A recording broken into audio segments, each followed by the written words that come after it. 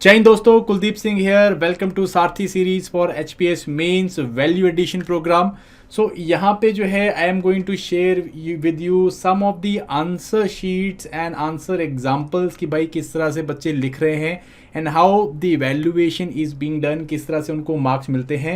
And I am hoping कि इससे जो है आपको थोड़ा सा आइडिया मिलेगा कि आपको किस तरह से आंसर लिखने हैं और किस तरह से आंसर को प्रेजेंट करना है टू द एग्जामिनर। ठीक है जी, स्पेसिफिकली हम लोग इसे बात करेंगे एचपीएस के जो पैटर्न चलता है हम लोग का 4 मार्क्स के, 8 मार्क्स के और 20 मार्क्स के क्वेश्चंस का, उनके बेसिस पे हम लोग इसके बारे में बात करेंगे and I am going to show you some examples also. तो चलिए फटाफट से हम लोग सेशन को करते हैं स्टार्ट। गाइस, स्टार्ट करने से पहले अगेन हमारी एप्लीकेशन डाउनलोड जरूर करिए। बहुत सारा पेड और फ्री कंटेंट है, इनके जो मॉडल आंसर्स हैं हम लोग वहाँ पे भी डालने वाले हैं। So again you will get a notification with the app download. चलिए जी, सबसे पहले स्टार्ट करने से पहले before showing you the copies of the toppers and the people who have actually written the questions, मैं जो है आपको थोड़ा सा आइडिया दे देता हूँ आंसर राइटिंग के ऊपर। इसके ऊपर मैंने काफ़ी ज़्यादा सेशन लिए हुए हैं, बट स्टिल आंसर राइटिंग के ऊपर आपको एक ब्रॉड ओवरव्यू में दे देता हूँ। पहली चीज़, जब आप अपने आंसर राइटिंग कर रहे हैं तो उसमें आपको ये पता होना चाहिए कि what is basic purpose of your answer, आप क्यों इस आंसर को लिख रहे हैं। ठीक है जी। सो गाइज, अपनी ये जो आंसर आप लिख रहे हैं एचएएस में जब पेपर में लिखेंगे, only intent is that you need to ensure कि आपका एग्जामिनर जो है आपको मैक्सिमम मार्क्स दे। You are not here to show your knowledge on particular topic, knowledge नहीं दिखाना है आपको, सिर्फ एग्जामिनर को कंपेल करना है कि आप वो जो है आपको बेस्ट मार्क्स दे।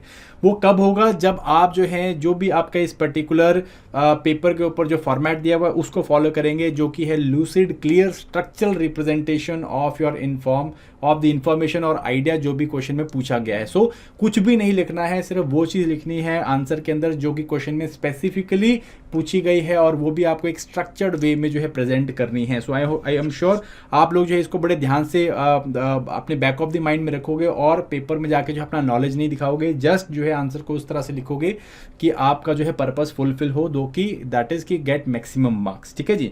नाउ किस तरह से हम इसे कर सकते हैं? इसके 3 ब्रॉड एस्पेक्ट्स होते हैं कि आप कैसे मैक्सिमम मार्क्स ले सकते हो। पहला है लेजिबिलिटी या फिर हैंड राइटिंग। सो अभी 1 महीने में हम लोग हैंड राइटिंग ठीक तो नहीं कर सकते, बट थोड़ा बहुत उसमें आप जो है इंप्रूवमेंट लेके आ सकते हो, क्योंकि अगर दिखने में प्लीजिंग होगा तभी जो है एग्जामिनर अच्छे से पढ़ पाएगा और आपको जो है मार्क्स देगा। So this is very very important. Please ensure आपके पास लेजिबिलिटी अच्छी है, आपकी हैंड राइटिंग अच्छी है। Second is to have structure of framework, एक ब्रॉड ढांचा होना चाहिए, एक फ्रेमवर्क होना चाहिए आपके आंसर्स का। अगर इस तरह से आप आंसर लिखोगे तो क्या एक लॉजिकल फ्लो, एक कोहेरेंस और एक ल्यूसिडिटी या मीन्स क्लैरिटी मिलती है आपके आंसर में, विच विल इंश्योर कि आपका जो एग्जामिनर है वो आपको अच्छे मार्क्स दें। फाइनली थर्ड चीज इज कंटेंट। सो आप लोग ऑलरेडी प्री क्लियर करके निकल रहे हो मेंस की तरफ, या एटलीस्ट प्री की 1 साल तैयारी करी हुई है, तो आप लोगों के पास कंटेंट भरपूर होगा। तो आप लोगों को कंटेंट में नहीं ज़्यादा प्रॉब्लम होगा, बट कंटेंट को क्लियरली मीन्स लेजिबली दिखाना और उसे स्ट्रक्चरली रिप्रेजेंट करना, ये बहुत बड़ा इशू होता है। ठीक है जी। Again next important aspect is कि जब भी आप क्वेश्चन को कर रहे हो तो क्वेश्चन को करने से पहले you need to understand the question. यहाँ पे बहुत सारे लोग जो है वो मार खाते हैं। क्यों? बिकॉज एक तो टाइम का प्रेशर होता है, बहुत सारे क्वेश्चन होते हैं। इन क्वेश्चन को करने के लिए जो है क्या होता है, जनरली आप क्वेश्चन को एक बार ही पढ़ते हो और उसके बाद फटाफट से जो भी उसके बारे में पता होता है उसको करना स्टार्ट कर देते हो, लिखना स्टार्ट कर देते हो। ऐसा नहीं करना है। ट्राई टू अंडरस्टैंड कि यू नीड टू इंश्योर कि आप क्वेश्चन को प्रॉपरली कॉम्प्रीहेंड कर ले हो। आपको क्वेश्चन को एटलीस्ट 2 से 3 बार ही पढ़ना है। 1 मिनट ले लेना है क्वेश्चन के ऊपर, कोई प्रॉब्लम नहीं है। 2 से 3 बार ही पढ़ो और उसमें से 3 चीज़ें आपको ढूंढने की कोशिश करनी है। स्पेसिफिकली ये बड़े क्वेश्चन के लिए बहुत ज़्यादा मायने रखता है कि आप उसमें ढूंढे कीवर्ड्स कि भाई ये कौन से कीवर्ड्स हैं जो यहाँ पे हाईलाइट हो रहे हैं। ठीक है जी। देन उनको जो है आप माइंड में जो है मल्टीप्लाई करने की कोशिश करो व्हाट, व्हाई एंड हाउ के साथ, कि भाई what is this thing, why it has happened and how it can be improve. ठीक है जी। इस तरह से व्हाट, व्हाई, हाउ करने की कोशिश करनी है। ट्राई टू फाइंड थीम्स कि कौन से एरिया से निकल के आया। आपको आपका सिलेबस जो है अच्छे से याद होगा, तो आपको क्या करना है, आपको अपने थीम्स को देखना है कि भाई ये ज्योग्राफी से निकल के आया, ये हिमाचल के कल्चर से निकल के आया क्वेश्चन। तो वहाँ पे जब क्या करोगे, आपका माइंड जो है सेग्रीगेशन कर पाएगा, वहाँ से आपको अच्छा कंटेंट मिल जाएगा। ठीक है जी। एंड फाइनली डायरेक्टिव्स जो है वो बताते हैं कि आपका कंटेंट का जो है क्या फ्लो होगा और किस तरफ को जाएगा, कि वो डिस्कस करना है, आपको शॉर्ट नोट लिखना है, एक्सप्लेन करना है, क्रिटिकली एनालाइज करना है, शॉर्ट एसे लिखना है, क्या करना चाहते हो। ठीक है जी। सो जनरली एचएएस में जो है आपको क्रिटिकली एनालाइज, क्रिटिकली एग्जामिन, इस तरह की चीज़ें आपको नहीं दी जाती। ज़्यादा, बट आजकल जो हम लोग देख रहे हैं कि धीरे धीरे अब जो है क्रिटिकली एनालाइज भी पूछ रहे हैं, क्रिटिकली एग्जामिन भी पूछने लग गए हैं अपने क्वेश्चन के अंदर, स्पेशली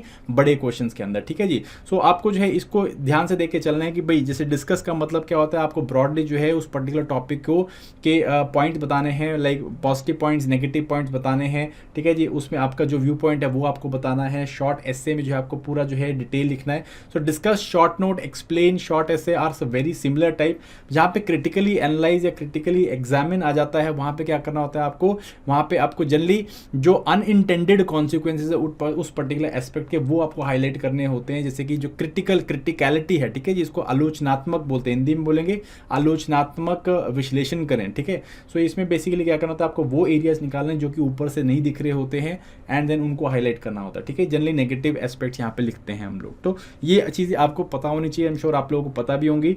देन स्ट्रक्चरिंग कैसे करनी है, स्ट्रक्चर जो है आप उसी तरह से बनाओगे, इंट्रोडक्शन, बॉडी, कंक्लूजन, यही हम लोग सिंपल सा स्ट्रक्चर रखने वाले हैं। इंट्रोडक्शन 1 या 2 सेंटेंस का इंट्रोडक्शन, बॉडी में आप जितने भी इंपॉर्टेंट पॉइंट्स है, कंटेंट है, उसको आप प्रायोरिटाइज करोगे, एंड देन कंक्लूजन लिखोगे।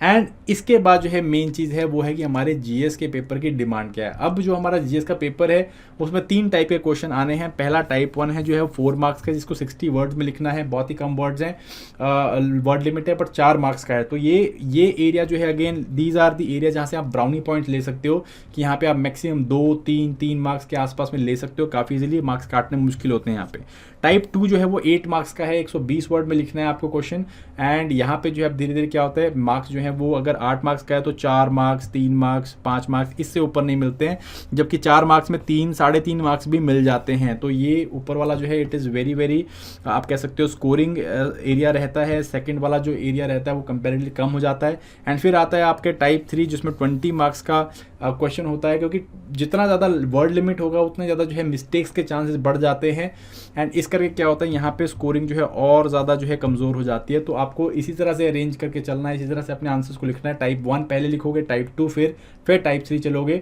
टाइप 1 में क्या होगा, आप मैक्सिमम जो है अटेम्प्ट करने की कोशिश करोगे और मैक्सिमम मार्क्स अचीव करने की कोशिश करोगे, ठीक है जी। चलिए, सो देन हम लोग देख लेते हैं स्ट्रैटेजी क्या होनी चाहिए आपकी टाइप 1 पे क्वेश्चन के लिए। 60 वर्ड्स में आपको लिखना है, मैं साथ साथ में आपको आंसर शीट भी दिखाता हूँ। सो टाइप 1 जो है 60 वर्ड्स में लिखना है आपको। यहाँ पे क्या करोगे आप, पॉइंट फॉर्मेट पे लिखने की कोशिश करनी है, कोई फ्लावर इंट्रोडक्शन नहीं, कोई कंक्लूजन नहीं, कुछ नहीं देना है।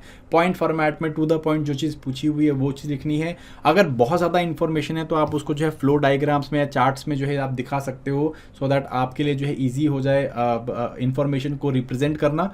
Then short, crisp, concise, to the point लिखना है आपको। बहुत फ्लावरी लैंग्वेज में भी आपको पॉइंट्स नहीं लिखने हैं, जस्ट आपको क्रिस्प कंसाइज वे में लिखना है। और अगर चाहते हो तो बहुत ही ब्रीफ एक इंट्रोडक्शन दे सकते हो या कंक्लूजन दे सकते हो, दोनों देने की आपको ज़रूरत नहीं है, ठीक है जी। इस तरह से हम लोग लिखेंगे तो आपका जो 60 मार्क्स वर्ड्स में आपको जो है you can get very very good score, ठीक है। हम लोग फटाफट से एक एग्जाम्पल देखते हैं। Again highlight some of the factors which influence Indian climate. Indian climate को इन्फ्लुएंस वाले करने वाले कुछ फैक्टर्स को हाईलाइट करना। हाईलाइट का मतलब क्या होता है, दर्शाना है उनको, ठीक है। तो ये किस तरह लिखा गया, देखिए, climate of India is a tropical monsoon type of climate. So tropical monsoon type mention किया है, गुड पॉइंट। उसके बाद सम फैक्टर्स को फटाफट बताया, जैसे हिमालयज एक फैक्टर है, लैटिट्यूड जो है एक फैक्टर है, डिस्टेंस फ्रॉम द सी एक फैक्टर है, एल नीनो ला नीना एक फैक्टर है, ऑल्टीट्यूड एक फैक्टर है। सो अगेन 4-5-6 फैक्टर्स जो है यहाँ पे हाईलाइट किए गए हैं, और इंडिया का एक ब्रॉड जो है क्लाइमेट के बारे में भी मेंशन किया गया है। तो यहाँ पे जो है पॉइंट्स काटने काफ़ी डिफिकल्ट है, तो 3 मार्क्स के आसपास में यहाँ पे दिए गए हैं आउट ऑफ 4, ठीक है जी। तो it is very very easy to score यहाँ पे, क्योंकि आपको इन्फॉर्मेशन ज़्यादा होगी और आप इजीली यहाँ पे पुटअप कर सकते हो। Another one question, what was Gandhi Irwin Pact and what were its major features? So Gandhi Irwin Pact के बारे में पूछा है, मेजर फीचर्स के बारे में पूछा है। तो गांधी इरविन पैक्ट लिखा गया कि भाई इस टाइम पे साइन किया गया था, गांधी जी ने साइन किया था, ठीक है जी। एंड उसमें जो है क्या जो है मतलब basically what were the deal which happened and क्या फीचर्स थे इसके, तो फीचर्स जो है यहाँ पे लिखे हुए हैं। So again all of this has bin comprehensively covered in 60-65 words. सो यहाँ पे आपको जो है मार्क्स काटने हैं, कोई भी एरिया नहीं मिला, तो 3-3.5 मार्क्स यहाँ पे मिले हैं गाइस, ठीक है जी। सो इस तरह से you have to write your answers as far as 60 words is concern. Then comes to the second type of strategy, that is 120 words. अब यहाँ पे आप इंट्रोडक्शन एंड कंक्लूजन दे सकते हो, एक एक सेंटेंस का इंट्रोडक्शन कंक्लूजन यहाँ पे डाल सकते हो आप, ठीक है जी। पैराग्राफ राइटिंग, पॉइंट फॉर्मेट, ये आपके ऊपर डिपेंड करता है या जनरली क्वेश्चन के ऊपर डिपेंड करता है किस तरह क्वेश्चन है। अगर कोई क्रिटिकल टाइप का क्वेश्चन आया हुआ है तो उस पर आप like try to write paragraph writing, नहीं तो मेरे हिसाब से तो you should go for point format, because वहाँ पे क्योंकि अभी भी वर्ड लिमिट छोटी है तो पॉइंट्स जो हैं वो आपको काफ़ी अच्छे से आप रिप्रेजेंट कर पाओगे अपने कंटेंट को, ठीक है जी। प्रायोरिटाइजिंग यहाँ पे बड़ी बहुत इंपॉर्टेंट हो जाती है। टाइप 2 टाइप 3 में दोनों चीज़ों में आपको प्रायोरिटाइज बहुत इंपॉर्टेंट होगा कि आपको इंपॉर्टेंट पॉइंट्स पहले लिखने हैं एंड देन धीरे धीरे करके जो है लीस्ट इंपॉर्टेंट पॉइंट्स की तरफ जाना है। और अगर इन्फॉर्मेशन ज़्यादा है तो अगेन डायग्राम्स बनाओ, लॉजिकल फ्लो डायग्राम्स बनाओ, आप इवन मैप्स बना सकते हो। It is up to you people, it is going to help you out, ठीक है जी। जैसे कि describe the role of identities in Indian politics, ये जो है जीएस पेपर 1 का क्वेश्चन है जिसमें जो है बहुत ब्यूटीफुली आंसर लिखा गया है कि भाई इंडियन पॉलिटिक्स में आइडेंटिटीज़ का रोल क्या है। तो पहले जो है यहाँ पे ब्रॉडली इंट्रोडक्शन में लिखा गया है कि भाई इंडिया जो है डिफरेंट आइडेंटिटीज़ का घर है और पॉलिटिकल एडवांटेजेस के लिए जो है इन आइडेंटिटीज़ को यूज़ भी किया जाता है। तो इसका देन उसके बाद दोनों साइड से देखो पॉजिटिव रोल भी दिखाया गया है एंड देन उसके बाद नेगेटिव रोल को भी जो है हाईलाइट किया गया है, ठीक है जी। So both positive role has been highlighted and then negative role has been highlighted, ठीक है। एंड डिस्पाइट इसके जो है देन इवेंचुअली क्या किया है, इसको एक बैलेंस्ड अप्रोच देने की कोशिश करी है कि भाई मतलब कुछ चीज़ें जो है इट इज़ नॉट हेल्थी, मतलब कुछ चीज़ें they are like identity politics sometimes leads to issues in Indian democracy या नेशनल इंटीग्रेशन में। सो ये सारी चीज़ें यहाँ पे दिखाई हुई हैं and very neatly written mark का आंसर है। सो 5.5 मार्क्स के आसपास में दिए गए हैं, ठीक है जी। तो इस तरह से you have to write your answers. Next एक और क्वेश्चन देख लेते हैं, write a note on Dhami firing tragedy. सो ये जो है अगेन इस पे जो है ब्रॉड एक सेटअप बताया है इन्होंने पहले इंट्रोडक्शन में, लाइक किस तरह से कि भाई कांग्रेस सेशन के बाद जो है प्रजामंडल मूवमेंट स्टार्ट हुई। प्रजामंडल मूवमेंट के साथ जो है क्या हुआ, ये जो धम्मी रियासत है यहाँ पे जो है कुछ डिमांड्स राजा के सामने रखेगी। तो पूरा जो है बैकग्राउंड भी यहाँ पे दिया गया है एंड उसके बाद इसके अंदर क्या क्या चीज़ें हुई वो भी दी गई है एंड आफ्टर मार्थ के बारे में भी 1-2 जगह बताया हुआ है, ठीक है जी। सो धम्मी फायरिंग ट्रेजेडी को जो है यहाँ पे एक पैराग्राफ फॉर्मेट में लिखने की कोशिश की है अलॉन्ग विद पॉइंट, थोड़े बहुत पॉइंट्स भी लिखे हैं जो एक्स्ट्रा इन्फॉर्मेशन दी पॉइंट्स के थ्रू लिखी है एंड थोड़ा पैराग्राफ फॉर्मेट में लिखा है। तो आंसर जो है मार्क्स काफ़ी अच्छे मिले हैं यहाँ पे, ठीक है जी। सो इस तरह से you have to write and इस तरह से यू हैव टू अंडरस्टैंड कि भाई मेरे को नोट्स पॉइंट फॉर्मेट में लिखना है या फिर आपको दैट उसमें मतलब अपना either you have to write in point format और you have to write in paragraph format. तो कई मिक्स भी कर सकते हो, पैराग्राफ पॉइंट फॉर्मेट इस तरह से मिक्स करोगे तब भी काफ़ी अच्छा आंसर्स रिप्रेजेंट होते हैं और एक मेच्योरिटी दिखती है। अगर हर चीज़ आप पॉइंट्स में लिखोगे ना तो ऐसा लगता है कि बहुत ज़्यादा हैसल में है कैंडिडेट और मतलब डक करने की कोशिश कर रहा है। तो इस तरह से अगर आप पॉइंट्स एंड पैराग्राफ लिखोगे तो तब भी आपको काफ़ी अच्छे मार्क्स मिलेंगे, ठीक है जी। नेक्स्ट इज टाइप 3 स्ट्रैटेजी के बारे में हम लोग बात करें। 250 मार्क्स की जो ये क्वेश्चन है टाइप 3 स्ट्रैटेजी का। सो यहाँ पे जो है इंट्रोडक्शन कंक्लूजन मस्ट हो जाता है, 2-2 सेंटेंसेस आपको डालने हैं यहाँ पे, ठीक है जी। क्योंकि ब्रॉडली आपका कंक्लूजन काफ़ी मैटर करेगा यहाँ पे, क्योंकि एक सेंस ऑफ फुलफिलमेंट हमें देनी होती है कंक्लूजन में। सिमिलरली इंट्रोडक्शन के लिए हमें बेसिकली एक भूमिका बांधनी होती है सो दैट कि बड़े क्वेश्चन को हम लोग स्टार्ट कर सके। 250 वर्ड्स हैं तो काफ़ी ज़्यादा जो है हमारे पास क्वेश्चन का या जो मार्क्स हैं, सॉरी आपके पास वर्ड है उसका जो है लिमिट हमको हमारे पास होता है, ठीक है जी।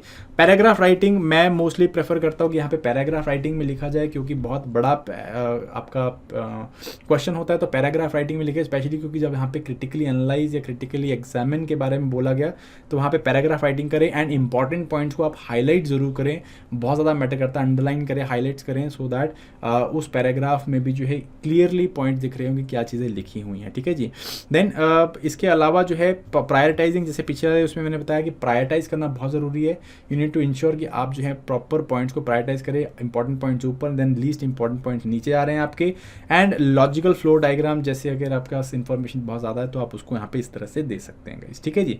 नाउ क्वेश्चन है जीएस पेपर 1 से again, elaborate on the changes taking place in the institution of marriage in India. Marriage के इंस्टीट्यूशन में जो है किस तरह के चेंजेस आ रहे हैं, ठीक है जी। सो आंसर में जो है इंट्रोडक्शन में, in India marriage is considered to be sacred and as an act of dharma और ड्यूटी, ठीक है। सो पहला सेंटेंस काफ़ी अच्छा लगेगा, बट उसके बाद जो sentences they were not good.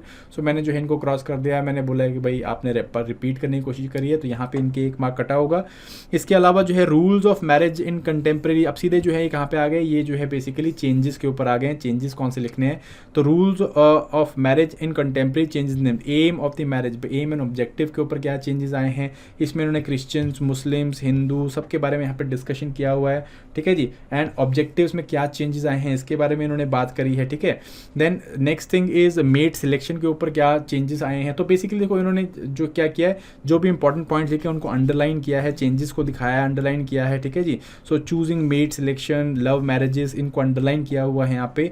तो टाइप्स ऑफ मैरिजेस, हिंदुइज्म में किस तरह की मैरिज है या फिर बाकी उन एरियाज में किस तरह की मैरिज मिल चल रही है, उनके बारे में यहाँ पे ब्रॉडली डिस्कशन किया हुआ है।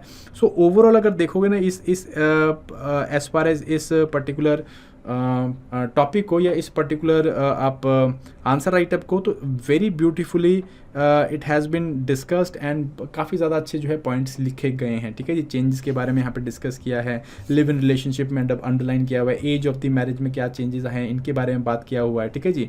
सो शारदा एक्ट यहाँ पे इन्होंने हाईलाइट किया है। तो बड़े इस तरह के अच्छे पॉइंटर्स यहाँ पे इन्होंने दिए हैं। एंड देन उसके बाद फाइनली इन्होंने जो है जो इनका कंक्लूजन है वो भी काफ़ी अच्छा रहा है। बेसिकली ये हाईलाइटेड कि चेंजेस जो है किस तरह से हम लोगों को देखने को मिल रहे हैं, कौन से पॉजिटिव चेंजेस, नेगेटिव चेंजेस है, all of this has been written here, okay. So was good mark, good essay sorry good question. इसके अंदर ब्रॉडली जो हम लोगों ने इनको 10 मार्क्स दिए थे, क्योंकि थोड़ा बहुत कंक्लूजन और अच्छा हो सकता था, इंट्रोडक्शन इंप्रूव हो सकता था। तो इससे अगर इस तरह से इंप्रूवमेंट की जाती तो अराउंड 12 से 13 मार्क्स के आसपास में यहाँ पे मिल सकते थे 20 के बीच में, ठीक है जी। सो इस तरह से आई थिंक आपको आंसर्स लिखने हैं एंड इस तरह से आप लिखोगे तो like definitely you will get better marks, ठीक है जी। So what I am going to do is I am going to, जो लोग भी हमको आंसर्स लिख के भेजेंगे, I am going to reflect them, जो भी आपके सब्जेक्ट्स होंगे उसमें उन आंसर्स की कॉपी जो है ज़रूर चिपकाई जाएगी, so that you people can see कि हाउ और what kind of improvement you people are making and what is actually required to get good marks with your answer writing guys, ठीक है जी। So that is it for this particular session. I hope you knew थोड़ा बहुत, you come to know कि भाई किस तरह से आपको आंसर लिखने हैं, and we are going to continue this. So thank you very much, all the very best and bye bye.